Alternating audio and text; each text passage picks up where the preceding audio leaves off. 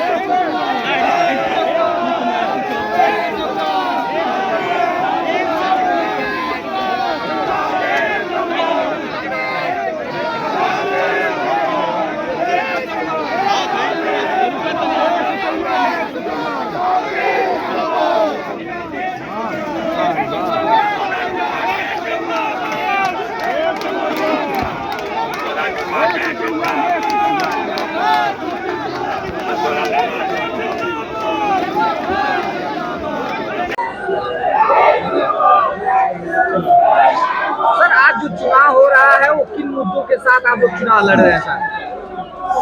देखिए, bar council का ये चुनाव, इसमें मुद्दे आप समझ लीजिए कि जो मुद्दे आज के 30 साल 35 साल पहले अधिवक्ताओं के सामने थे, जिन समस्याओं से वो शुरुआती दिनों से जूझ रहा है, उन्हीं मुद्दों को लेकर के ये भी चुनाव हो रहा है। इसके पहले के भी चुनाव उन्हीं मुद्दों पर हो रहे थे, तो उन्हीं मुद्दों को लेकर के ये भी चुनाव हो रहा है। लेकिन एक फर्क है कि पहले के जो चुनाव थे उसमें अधिवक्ता अपने बार काउंसिल की वोटिंग के लिए उस तरीके से कमिटेड होकर के नहीं आता था वोट करने के लिए, तमाम अन्य आधारों पर वोट करता था, क्योंकि उस समय बार एसोसिएशन जिला और तहसील स्तर पर अधिवक्ताओं की समस्याओं से लड़ने के लिए वह तैयार थी, उसके पास ताकत थी, विरोध करने का अधिकार था, हड़ताल और कंडोलेंस करने का अधिकार था उसके पास।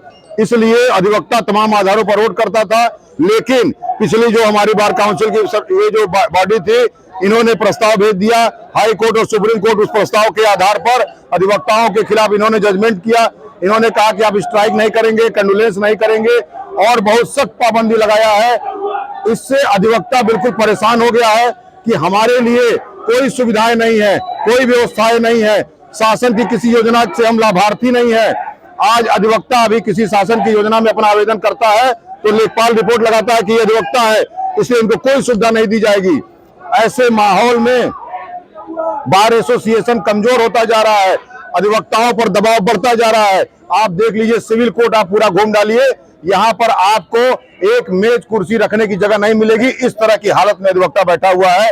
हमारे जो युवा साथी कचहरी में आ रहे हैं, उनके पास कहीं बैठने की जगह नहीं है। सीनियर्स के यहाँ बिल्कुल फुल है, कहीं कहाँ कितने जूनियर कोई रखेगा। इस माहौल में ये चुनाव हो रहा है, बार एसोसिएशन कमजोर हो रही है, अधिवक्ता के सामने चुनौतियां बढ़ती जा रही हैं।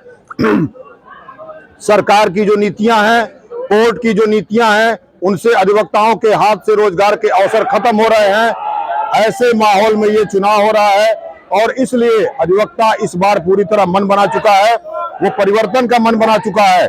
उसने सोच लिया है कि हम पुराने मेंबरों को हटाएंगे, नए नेतृत्व को हम लाएंगे। सर एडवोकेट प्रोटेक्शन को लेकर के लगातार आप लोग मांग करते रहे हैं, लेकिन जो पुराने लोग हैं जो कुर्सियों पर बैठे हुए हैं, तो क्या उनमें कमियां थी जिसके कारण जो एडवोकेट प्रोटेक्शन एक लागू नहीं हो सका? देखिए, कमजोर नेतृत्व कभी कुछ नहीं मनवा सकता, न सरकार से मनवा पाएगा, न प्रशासन से मनवा पाएगा। हमारा नेतृत्व पूरी तरह कमजोर है। सही मैं बताऊं तो आज के डेट में अधिवक्ताओं का कोई नेता नहीं है, नेतृत्व विहीन समाज हो गया अधिवक्ता का। और ऐसे समय में क्यों हमारा नेतृत्व कमजोर हो गया? हमारे वोट से चुन के जाने वाले लोग वहां जाकर के सरकार के पदों की लालसा में बैठे हुए हैं, वो स्टैंडिंग काउंसिल बने घूम रहे हैं, वो हाई कोर्ट में जस्टिस बनने की लाइन में लगे हुए हैं। वो अधिवक्ता समाज की बात ही नहीं कर रहे हैं। वो अधिवक्ता के खिलाफ अगर कोई पॉलिसी लागू हो रही है, कोर्ट कोई जजमेंट कर रहा है, उस पर कोई उत्तर नहीं दे रहे हैं। अधिवक्ताओं पर लाठियां चल रही हैं, अधिवक्ताओं के खिलाफ मुकदमे लिखे जा रहे हैं, उनका उत्पीड़न हो रहा है, उनको योजनाओं से बाहर किया जा रहा है, उनके खिलाफ पॉलिसी बनाई जा रही है, टैक्स की एडवोकेसी खत्म हो गई। आज के डेट में जो टैक्स के वकील थे पूरी तरह बेरोजगार हो रहे हैं, आरटीओ के वकील बेरोजगार हो रहे हैं, तहसीलों के वकील बेरोजगार हो रहे हैं। सिस्टम और पॉलिसी वकील के खिलाफ है और हमारे नेता कोई बात नहीं कर रहे हैं क्योंकि वो सरकार के पीछे पीछे घूम रहे हैं। उनको बार काउंसिल के बाद और भी पदों की लालसा है। ऐसे माहौल में ये चुनाव हो रहा है और इसलिए इस बार ये लोग हारेंगे, जनता इनको बाहर करने जा रही है। अगर आप जीत जाते हैं तो सर पहला कार्य क्या करने वाले हैं?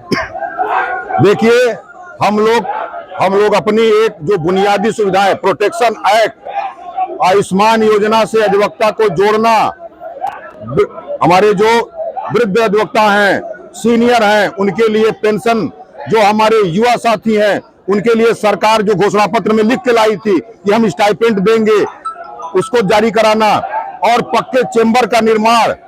और ऐसी कोई पॉलिसी कोर्ट और सरकार नहीं बनाएगी जिसके असर से, जिसके वजह से हमारे अधिवक्ता समुदाय के हाथ से रोजगार का अवसर खत्म हो।